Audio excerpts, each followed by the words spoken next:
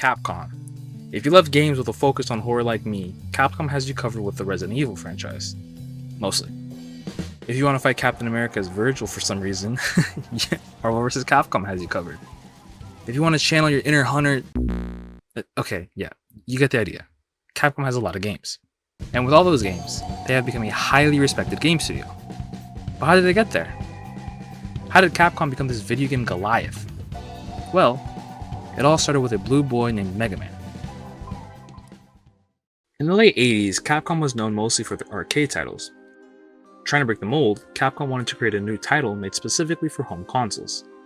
With this new dream, Capcom entrusted a small team with the creation of Mega Man. The director of the title, Akira Kitamura, took inspiration from titles like Astro Boy, Kamen Rider, Cast Hearn, and Ninja Captor. With Kitamura directing the title, Nobuyuki Matsushima worked as the lead programmer on the game. Takashi Nishiyama would serve as a producer for the title, who would later be called one of the godfathers of fighting games because of his input on titles like Fatal Fury and Street Fighter. For the art of the game, there were only 3 artists who worked on Mega Man: Yasuaki Kishimoto, Naoya Tomida, and Keiji Inafune. All 3 artists would later contribute to the franchise as the series went on, in more ways than one. As for the sound department, 2 people worked on the music and sound effects for the game. Manami Matsume was credited as the composer, with Yoshihiro Sakaguchi working as co-composer. Matsume would later go on to work on other Capcom titles such as Dynasty Warriors and Mercs.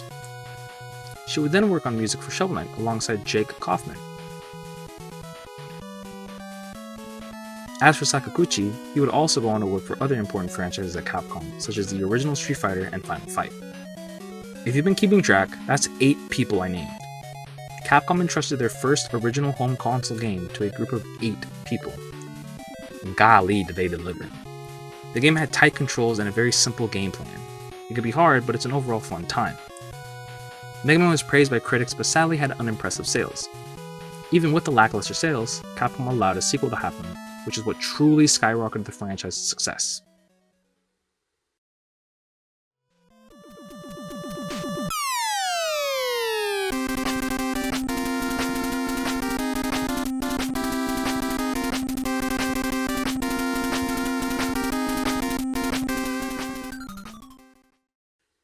Mega Man 2 was deemed a classic, a must-play, a studio-defining game.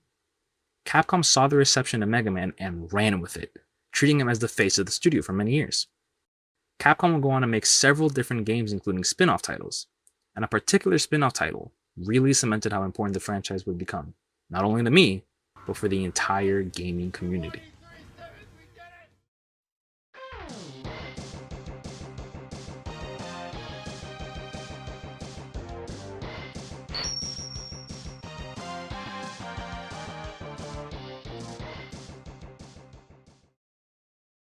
The first of the many Mega Man spin-off titles, Mega Man X, released on December 17, 1993 in Japan and would later come over to the States on January 19, 1994. The team would take everything that worked from the original series and added a more mature and fast-paced spin to it. Mega Man X had a more present story and a strong emphasis on multiple characters opposed to the more simplistic nature of the original series. Mega Man X was an improvement in every conceivable way. From the art style to the level design, the game was essentially perfect. An incredible soundtrack, challenging yet fair bosses and enemies, the game hit all the necessary marks. So well that it went on to have multiple entries, with the first 4 being personal favorites. From everything I said, it seems as if this franchise is perfect and was simply forgotten. That's sadly not the entire story. Mega Man had such an incredible beginning with the original Mega Man series, and even Mega Man X. So Capcom really wanted to capitalize off the success of Mega Man, so they went overboard with the amount of new titles. From 1990 to 1999, there were a total of 13 new titles with 3 different iterations of Mega Man: Mega Man, Mega Man X, and Mega Man Legends. Both Mega Man fans and Mega Man X fans were able to play new titles, and Legends was there for fans looking for a new experience with the franchise.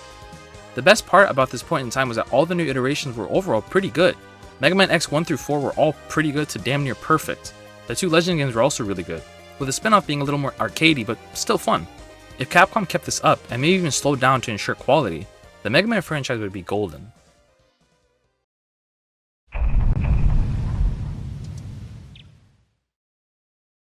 Yeah, that didn't happen. From 2000 to 2010, there were a total of 31 games, making up 6 different iterations of the franchise. That isn't even counting all the other side games and remakes like Mega Man Pinball and Mega Man Powered Up. There were almost 3 times as many Mega Man games in the early 2000s compared to the 90s. This should be seen as a good thing, right? Well, all things considered, it was, honestly. It couldn't have been a better time to be a Mega Man fan. There were so many different iterations of the franchise coming out around the same time, you always had something to play. Where things tend to turn sour is when the abundance of games also caused less interest in the franchise. People had enough of the Blue Bomber. They were getting tired of similar games coming out almost every other month, with some of the new iterations being completely different in gameplay. Capcom noticed a lack of interest in the franchise and seemingly took a step back from Mega Man and focused their attention on heavy hitters like Resident Evil and Street Fighter, which, all things considered, made a lot of sense. Capcom was suffering bad in the late 2000s to 2010s. Street Fighter V was met with confusion and disappointment, and Resident Evil was doing a Dragon Ball fusion with Call of Duty, which really made fans take a step back. Capcom didn't want to focus on Mega Man since it just didn't bring in attention like the Monster Hunters, the Resident Evils, and the Street Fighters. While Capcom wanted to focus on bettering their more popular franchises to ensure quality over quantity, Mega Man was just put to the side. It isn't all that negative though. Capcom gave us collections of the mainline games on current-gen consoles. This allowed old fans who might have missed out on certain games to now experience them in a full package. These collections also allowed new fans to get into the franchise in a more accessible way. Capcom seems to still view Mega Man with love, but are just struggling to find ways to bring him back. And while that hurts to hear, it doesn't change the fact that this franchise is still extremely special. I consider myself a pretty big Mega Man fan. I love this franchise a lot. Like a lot. Like I love this franchise. And yet, I still haven't played all the games in the franchise. My only experience with the Legends spin-off is watching one of my best friends struggle with the controls and bump Volnut against all the walls using our high school issued Chromebook. What I'm getting at is that I still have a lot of Mega Man to play. And I'm not the only one who wants to play more Mega Man games. The Mega Man community is similar to the Sonic community, very passionate and talented people. Mega Man has so many fun fan games that can itch that need for new Mega Man content. Not only that, games are taking inspiration from Mega Man and throwing their own spin on it, like how Gravity Circuit did it. I'm actually close friends with someone who's currently working on his own game that takes heavy inspiration from Mega Man. People are passionate about this franchise, for good reason. It's something special, something that means the world to me and many others.